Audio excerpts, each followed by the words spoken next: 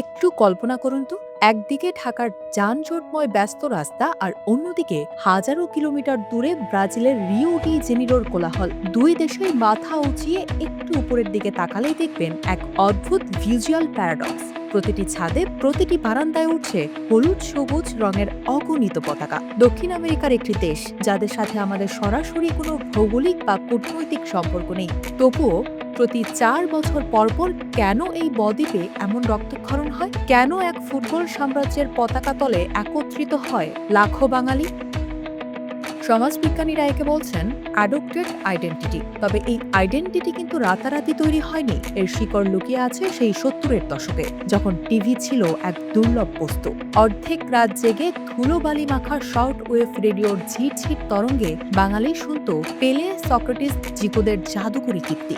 পরবর্তীতে বিটিভির সাদাকালো পর্দায় তাদের সেই আইকনিক খেলা বাঙালি দর্শকদের রীতিমতো মন্ত্রমুগ্ধ করে রাখে। একটি সদ্য স্বাধীন হওয়া জাতির কাছে ব্রাজিলের সেই বিশুদ্ধ যোগগণিত বা সুন্দর ফুটবল শুধু কোনো ম্যাচ ছিল না, ইউরোপিয়ান মেকানিক্যাল ফুটবলের বিপরীতে এটি ছিল এক শৈল্পিক প্রতিবাদ, গ্লোবাল সাউথের এক বিদ্রোহের প্রতীক।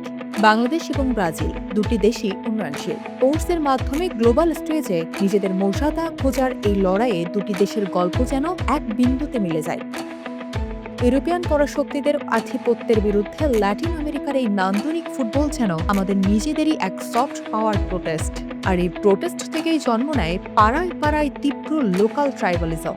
ঢাকা শহরে সেই লেজেন্ডারি ব্রাজিল বনাম আর্জেন্টিনা স্ট্রিট ফিউড ল্যাটিন আমেরিকার অরিজিনাল ডার্বির চেয়ে কোনো অংশে কম নয়। এলাকার মোড়ে মোড়ে জায়ান্ট স্ক্রিন, রালচিকে ব্লক পার্টি, এই সব কিছুর পেছনে স্থানীয়রা হাসি মুখে লাখো লাখো টাকা খরচ করেন।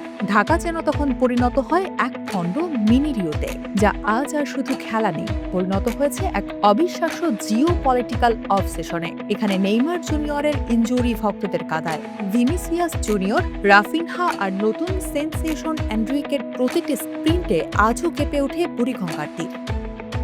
সোশ্যাল মিডিয়ার কল্যাণে ভৌগোলিক দূরত্ব এখন একেবারেই শূন্য, আর তাই এই আবেগ পৌঁছে গেছে ডিজিটাল ডিপ্লোম্যাসির এক নতুন যুগে। ২০২২ কাতার বিশ্বকাপে আমরা দেখছি খোদ ব্রাজিলিয়ান ফুটবল কনফেডারেশন এবং ফিফা তাদের ভেরিফাইড পেজ থেকে বাংলাদেশের এই উন্মাদনার ছবি শেয়ার করে অফিসিয়াল সম্মান জানিয়েছে। শর্টওয়েভ রেডিওর এই অস্পষ্ট ধারাভাষ্য থেকে আজকের ডিজিটাল যুগের এই অফিসিয়াল স্বীকৃতি, এই অবিশ্বাস্য ট্রানজিশন প্রমাণ করে বাংলাদেশি ফ্যানরা আজ ব্রাজিলের সবচেয়ে প্যাশনেট আনঅফিসিয়াল অ্যাম্বাসেডর।